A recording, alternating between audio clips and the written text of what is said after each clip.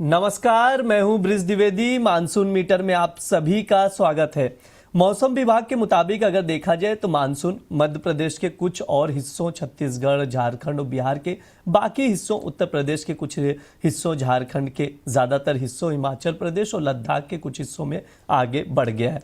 3 जुलाई के आसपास उत्तर पश्चिम बंगाल की खाड़ी में कम दबाव का क्षेत्र बनने की संभावना है, जिसकी वजह से इस हफ्ते देश के मध्य भागों में मानसून के सक्रिय रहने की संभावना दिखाई दे रही है।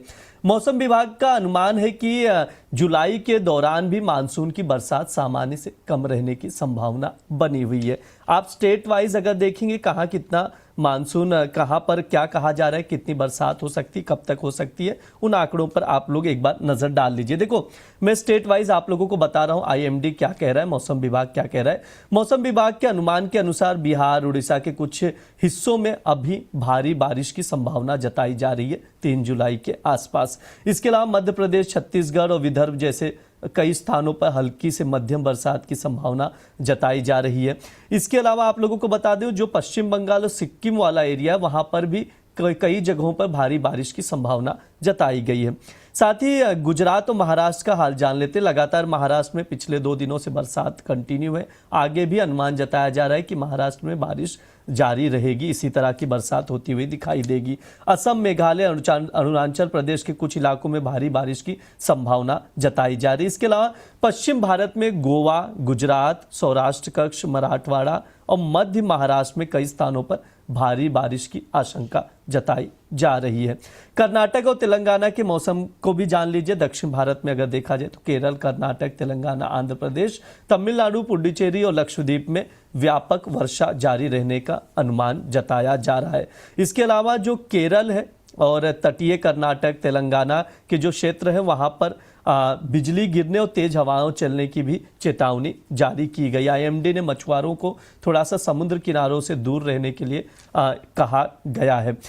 तो ओवरऑल जो सिनारियो है अभी तक का लगातार हम लोग देख रहे हैं कुछ राज्यों में, और लगभग देखा जाए 17 राज्यों में एक अच्छी खासी बरसात होती हुई दिखाई दे रही है। लेकिन अब तक बरसात कितनी हुई उस आंकड़ों पर भी नजर डाल लेते। 30 जून तक औसत बरसात के आंकड़े क्या कह रहे हैं आप स्क्रीन पर देख सकते हैं।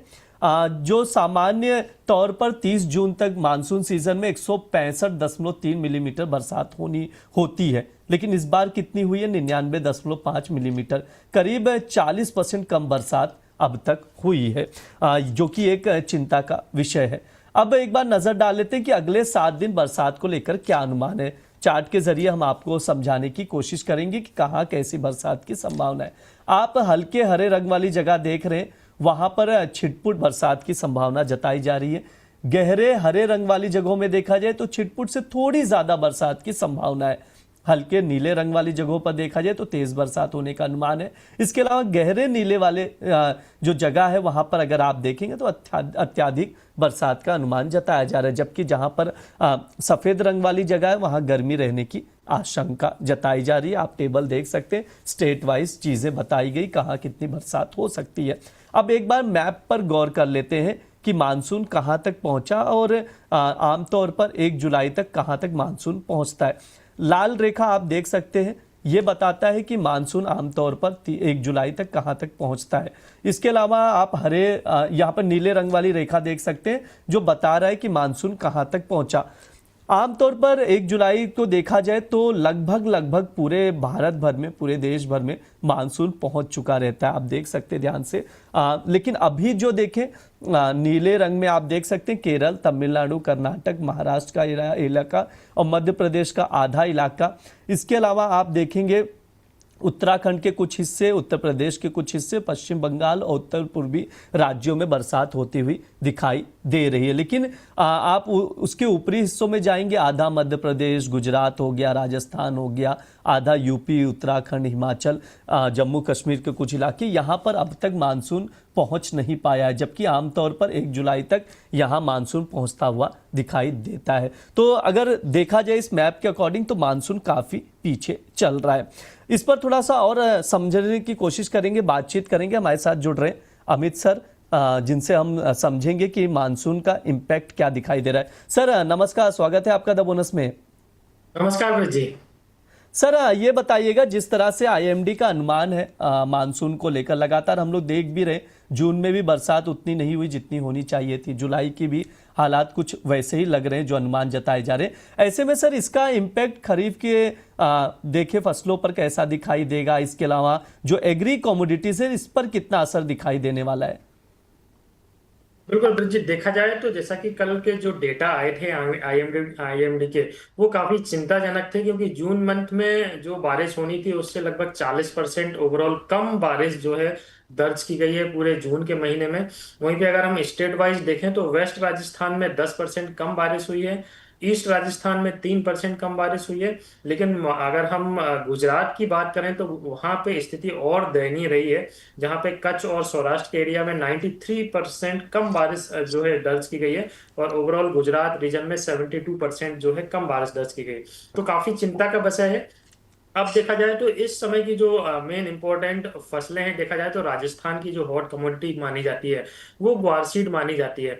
तो ग्वार सीड का भी जैसा कि मैं डेटा देख रहा था इस बार का, जो अपना क्या बोलते हैं, राजस्थान के जो डेटा आए थे गवर्नमेंट की तरफ से, वो ग्वार की बिजाई अभी इस समय तक सिर्फ 25% ही दर्ज की गई है, जो कि लास्ट टाइम लगभग लगभग देखा जाए तो 45% के आसपास तक की बिजाई दर्ज की गई थी।